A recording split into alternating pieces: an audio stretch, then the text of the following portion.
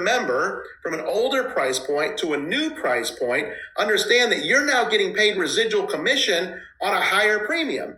So if someone was paying $19.95 per month and we moved down to $29.95 per month, closer to our current pricing strategy, you're going to get residual commission now on $29.95 per month instead of $19.95 per month. So you're going to earn more income, and this has resulted in millions of dollars going to the field as part of this strategy.